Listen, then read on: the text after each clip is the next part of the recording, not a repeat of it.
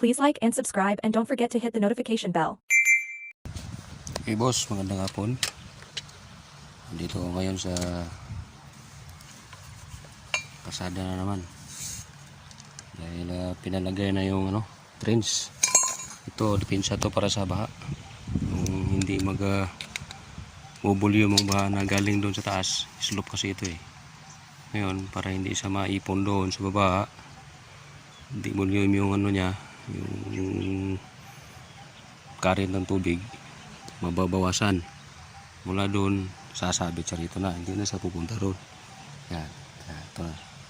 Ito yung diskarte para hindi babaha doon sa baba. Kailangan merong ganito. Trench. Yan. Minilding ko ito nung nakaraang linggo pa. Kasi wala kang available na service eh. Yan na. Ang bukok ito. Kurintang lapad daw. Yan. Yan o. Kurinta. Yan. Yun ang lapad ng yun ang taas, dalawa. Pinutol ko na. Ipagita sa gitna yung kasada doon sa putol mismo. Itong ginawa na trench ito, ang lalim nito ito yan ang lalim yan. 18 hindi 18 nga 18 inches ang lalim yan. Slope yan doon, palalim yan doon kasi pupunta yun doon sa doon sa Imburnal yan. Yan. Doon sa Imburnal yan. Yan. Hanggang 20. Ayan o. Yan. Imburnal yan dyan o. Yan, lalim. Lalim may Imburnal dito. Sapa na yan dyan eh. Yan eh. Dito na sapa.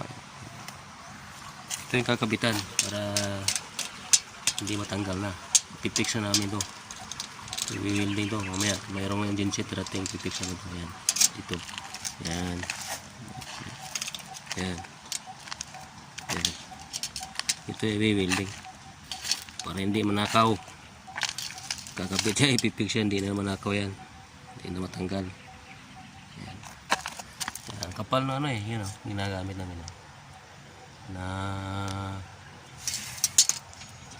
yan o. Ilan ba? 4 mili. Ito yan. Puno medya na kuhan. Angle bar. Kapal din. Kapal din o. Basta-basta. Ito ibaan na lang mga contract. Basta-basta man. Sisira. Hanggap niya.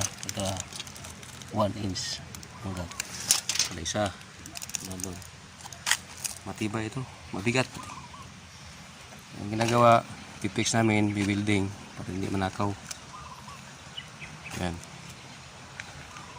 Ito ang gagawin ko ngayon.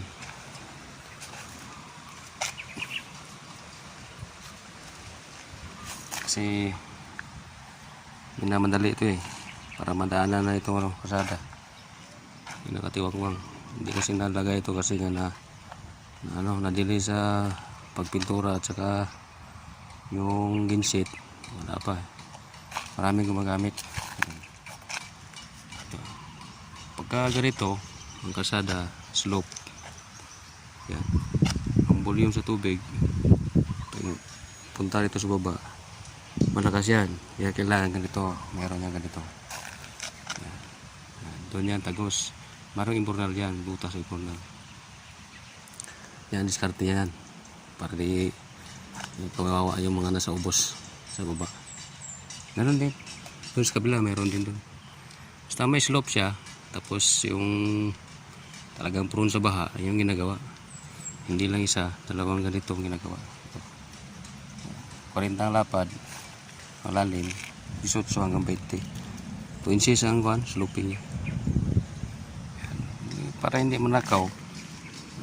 Pag gawa pa nito, lagyan niya ng bakal yan para dito na i-welding. Hindi na manakaw yan. Sayang naman. Gastos pag nanakaw. May pintura pa. Mahal yan ang yan. Okay? Yan ang iskarte. Titrayin ko ito mamaya. Okay. Naka-idea ito. Meron kayong kalsada dyan na pababa, naka-slope tapos prone sa baha. Ano gagawin nyo? Yung naka-sloping yun. Pababa siya, mataas dun. Lagyan na ganito. Yan. Pero kailangan makapal siya. Gagamitin para hindi basta-basta masisira. Daan naman ang malaking sasakyan, hindi basta-basta. Ang iba dyan, nakatihaya ito. Nakatihaya yan, nakatihaya ito. Ito ngayon, nakataob. Para hindi sasalo yun. Sasaluin kasi pag nakatihaya, sasaluin yung mga dumi-dumi. Ito nakataob siya. Yan. Okay. Build dyan.